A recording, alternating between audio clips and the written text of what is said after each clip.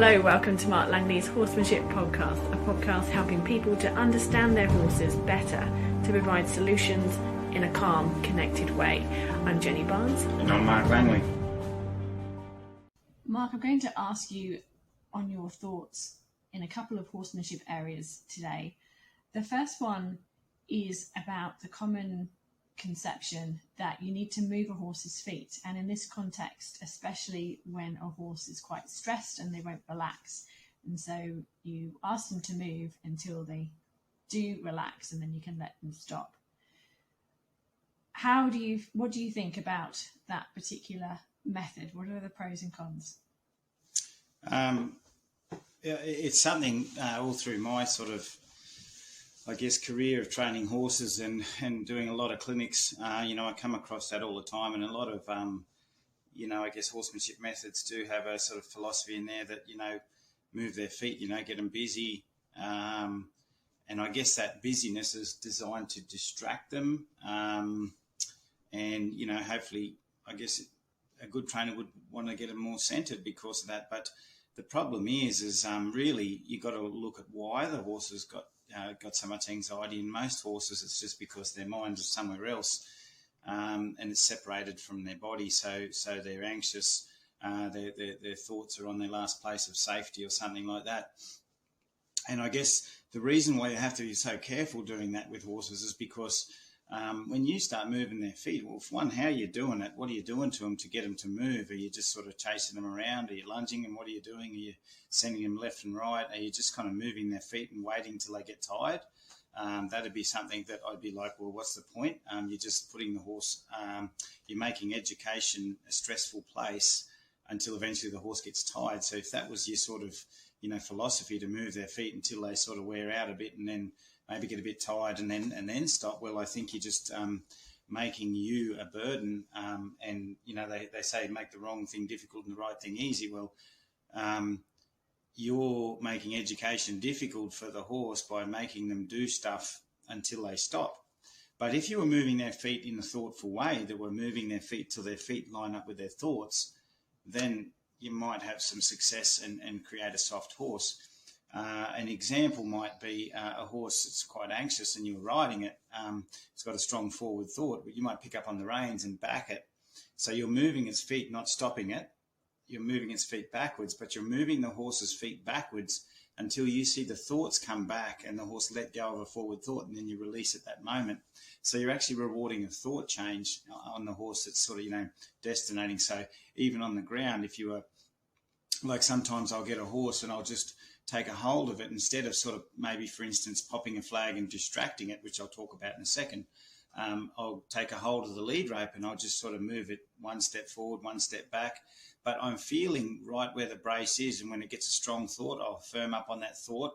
And then when it lets go of that thought, I'll release a little bit. So it's a very structured movement that I'm doing with the horse. And it might only be moving it back a few steps, moving it across a few steps, things like that. So I'm guiding it until I feel the thoughts and the feet line up and the whole horse is together and more centered. So yeah, in a sense, instead of trapping it, you can move a horse to get it to let go of something else and take on something new, which is the something new is what you're asking. Some horses that have very limited training and very fearful, you're better off just have it doing the easiest way to get them to let go of a strong thought, which is just distraction. So one form of distraction would be just sort of, banging your leg or popping a flag, and the horse lets go of that thought quickly, comes back to you, and then it sees you standing centered and calm, and it goes, then it gets bothered again, you distract it again, the thoughts come back, and then the horse centers. But if the horse is really anxious and moving, the sooner I can get it to center, the better. So I go in going, I don't want to let this horse stress for more than a minute. I want it to get it to let go of that and be centered as quick as I can, so I can help it. So if I went in going, I'm going to move its feet here, left, right, and centre for 20 minutes, well, I'm putting that horse under stress for 20 minutes, and that horse will always remember that. The other thing about moving their feet is you don't want to be trying to chase them away to move their feet, because it makes them feel like you're pushing them out of the pecking order, like pushing them down the pecking order by moving them away and moving them away and moving them away. So if you did that, you're only destroying your relationship with your horse. But as I say, there's a way that you can move a horse, and when you see the thoughts and the feet line up and they're together, you reward then, and usually that's when the horse lets go of that brace. So yeah, there's lots of things like that you can do. But as I say, I think just moving them for the sake of moving them until they sort of tire a bit and stand still is not a good idea. And if you think just making their mind busy and you're missing the point where the horse is following a feel and connecting with what you're asking, then you can really do a lot of damage by making the horse do a lot of work, but without it finding the sweet spot in what you've offered it. So education has to offer the horse a sweet spot to make it feel better. And if you're sort of constantly looking for that, then the horse will find it and you'll have a happier horse. Okay, and your thoughts, please, on the next question, which comes from Kathleen, and it's about following the feel. So she knows that you're using feel to guide and teaching feel is a complex concept and skill. But she'd just like to know the application of it in the real world and why you use feel for guiding with the rope and the rein, as opposed to maybe guiding with internal energy or intention. That's a really good question, and it's something that I kind of talk about and try and address a lot at clinics, because over my years of sort of observing horsemanship and different styles of horsemanship, and I guess myself, my own sort of learning over the years, and trying to help horses for the real world of, some of the stuff I used to have a bit more energy and stuff and do things like that. And I've actually gone back to sort of doing less with my more deliberate energy and body language, and just sort of teaching them to operate first, as in operate through a feel of a rope first. Now, like anything that I say, some of it's sort of like stuff that I've worked on and observed. So I see a lot of horses getting trained through that internal energy and stuff like that, which is all good and well for the person and the horse. And I'm not saying don't use that, but it's not setting the horse up for life. So my objective at clinics is to get people to firstly set the horse up, for their journey in life. And, I hear people, everyone comes to the clinic and, I hear the word journey used a lot all the time. Is this my horsemanship journey or whatever it is? So I like to make it clear to people that this is not about your journey. This is about your horse's journey in life, and how your horse can cope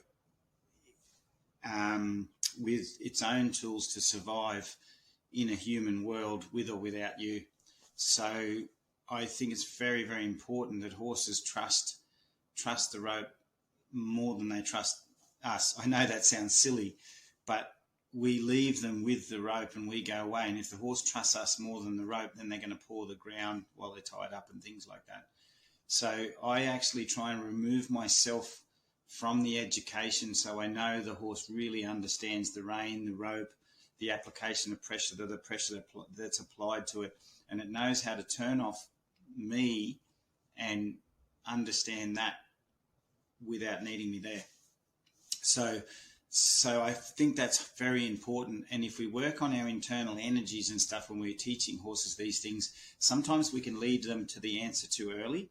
Like an example would be, as I pick up my energy and I want my horse to move, well, the horse will actually see me pick up my energy and it'll know how to move. But did I get that horse to follow the feel, or did it just watch me and my energy? So sometimes if we use our internal energies too much, like I call it liberty. Everyone knows the word liberty. So I say, are we using too much liberty in our halter training? So, and that's the biggest, I think, brace in horses that I'm trying to fix, as in one of the 5 biggest braces, is fixing horses that have been using their eyes too much to learn and feeling the energies of people.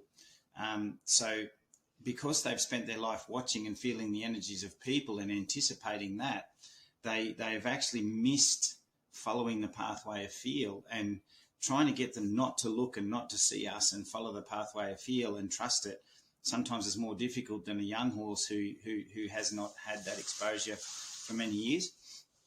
So though it's very important to have that sort of, connection through our who we are and our energies and all that sort of stuff, it's very important that we isolate the two types of training, because if we lead the horse to the answer too quickly, it hasn't found the answer, I think, thoroughly itself.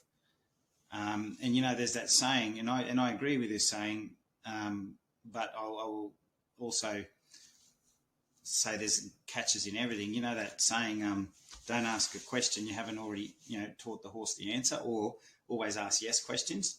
So always asking a yes question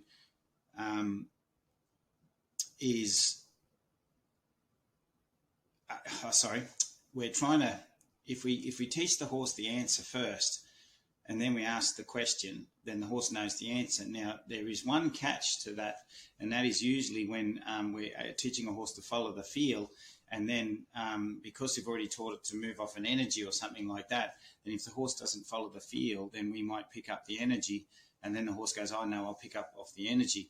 I actually like horses sometimes when I'm using feel not to know the answer, or not to put the answer in their mind. As in they kind of got an idea what not to do and they know about boundaries. I've already established that, but I try and teach, establish it like a multi-choice answer. So instead of I pick up a lead, and then if the horse doesn't find the answer, I do something to show it the answer. I let the horse wriggle and find the answer in the pressure instead of showing it the answer with my energy. The reason I find that very important is because when they're on the end of a rope and a rail, the horse has learned to search within the boundaries of pressure on its own, and it's found it, but it wasn't completely on its own, as it was in the safety of my hand, and I could adjust and do things so the horse doesn't get in a wreck or a mess or anything like that or hurt itself. But the horse did find the answer through the rope, not through me doing something different. Because sometimes I think people, we think, oh, beauty, we've set the horse up to find the answer. Look, this series of events happen and the horse knows the answer. Well, no, the horse has to search. Some horses have to do something quite a lot of times and repeat that searching process and feeling their boundaries to find clarity quite a lot of times to really understand it themselves. So they never go back to pulling back or fighting. Whereas if we sort of have a series of cues to then the horse will actually, we just go to the next cue and we bypass that horse searching within the pressure. So that's why I also think it's very important to not use our energies hand in hand with our field training too much, is because we'll often just give the horse the answer without then letting them find it. And I think that's important. And then when we do our liberty, when there's nothing on that horse, well, we can go ahead and use those energies more and all that sort of stuff, because there's nothing else to help guide the horse except us and our intentions and things like that. So when we use liberty, it's going to be all about what the horse sees and feels and stuff like that. But when I'm working on a halter and things like that, or belly ropes and things like that, it's all about what they feel and how they interpret that. And we want to be out of the equation. I've probably gone around that a few times there, but I hope that makes sense. And it's not that one or the other's better or worse. It's just that the horse has to know each one individually before we can even put them together. Otherwise, they'll assume and not get each one of them correct. Is it also, though, because you just raised, I was sort of having images in my mind as you were, really nicely describing that. And one of the things I know you try and do is get the horse to go towards its thought. So if you're using the rope, surely you're helping it to go towards its thought because it's being in that direction, rope or rein. Whereas when you're using your energy, well, the thought is on you, which is, again, not quite the answer. Is that right? Yeah, well, the balance? There's two ways of using energy. So when I push a rope out to the side, I want the horse to think away from me. If I wanted the horse to move away from my energy, then and there's two styles of training, even in the liberty sense. So I would pick up, even when I do my, like say, liberty work, I would point my energy in a direction, and I want the horse to pick up on that direction and look in that direction. So they can still pick up on those energies and think towards those directions. So I still want to be able to get a horse to think away with indirect pressure. So indirect pressure would be my energy and stuff like that. And I also want them to think away with the rope. Now, some people use their energies to keep their horse focused on their energy, and the person pushes and drives and draws, I guess, with their energy, and the horse is constantly focused on their energy. I'm not such a big fan of that, because it kind of disempowers the horse, and the horse is just thinking on the person the whole time. So its focus is on the person, whereas I want the horse's awareness on me, and its focus, or its more primary focus, is for the task. And that's how I want the horse to work, whether in hand or at liberty under saddle, is its awareness is on me, the primary focus is on the task. And if we sometimes tap into that focus on the person sort of energy stuff too much, then the horse is hyper focused on that, and we're carrying the horse the whole way around. Makes it easy, but we're responsible for everything the horse does. The horse hasn't thought through anything, so we have to be careful of that, because it also can set the horse up for failure later on, when it does have to think about all the other big scary things out there in the real world. Okay, and Sylvia, who's a new member, so welcome, Sylvia. She's a bit overwhelmed by all the videos to go through. There is over 500 now, so yes, quite a selection for you. She has a new horse to her, a 13-year-old gelding, who has terrible separation anxiety in the trailer when he's tied up, and if the other horses leave. So she's wondering what would be the best videos for her to kind of go through as a starting point, being new to you. The challenge is always a good one to go back to. And in the future, we're going to put more challenges in as well. But the challenge is more of a, start to get in the feel of your horse and learn some basic tools. Another video that I'd watch before I do anything is how to use the flag, the one about just the principles on the flag. All the must-see videos, which are on there. I think it's must-see, isn't it? Watch these first. Yeah, watch these first videos. But for your particular horse, I think the videos that you really want to be tuning into are the ones that separation anxiety, connection, disability videos. They're the ones that really tune into a disconnected horses, things like that. And they got different videos of different horses, different extremes of me trying to gain a better connection and stuff like that. And they're the ones that will help, where you're at with your horse. But basically, the like all the videos, you have to be very go through them, and people have to use their own discretion. The thing about my videos is it's not just this is a program that we all just put our horses in and they come out the same at the end, because it's all those programs that I'm fixing all the time. The most destroyed horses I have at clinics have sometimes been through programs, and so you have to look at videos and go, well, that's not going to really suit me. That's not where I'm at with that horse, because there's footage, clinic footage and stuff like that of me working horses, and you yourself might not be ready for certain things, and then so you don't do those things. The other thing also, the videos to look at too, any of the rope handling videos and leading videos, because I think they're some of the best, because getting yourself, how to use the rope and where to stand and how to just pour a rope, things like that are really important. And then just the principles behind leading, because some of that, all that separation anxiety and stuff, good quality leading, sometimes you go away, work a horse for 5 days, come back and you find the problem's gone without actually having to go to the problem. So a well-educated horse will have less of those problems than a not so well-educated horse. And what I've noticed as well in training is the better you get at teaching a horse to follow a feel, the less lessons there are. I've really believed that now. Like, how do you teach a horse to tie up? Don't tie it up, because by the time the horse follows a feel, you won't need to teach it that. How do you teach a horse to go on a float? By the time it knows how to follow a feel, truly, and put trust through that feel, then you don't have to do much float loading, all those things. How do you lead a horse to a mounting block? Just get on the mounting block and teach it to follow a feel up to a mounting block. So you'll find that the better you get at understanding all that leading, the less lessons you'll have to teach your horse, because it all incorporates in that area. So Sylvia, I'll put the links on to the Facebook group for you, so you can see those sections of videos that Mark's talking about, because the membership is divided into sections. You can learn more from Mark online through his online training videos. Just search Mark Langley Horsemanship. There's over 380 training videos which everyone has access to with a 7-day free trial. If you like what you see, it's just $15 a month from there. That's help where you need it.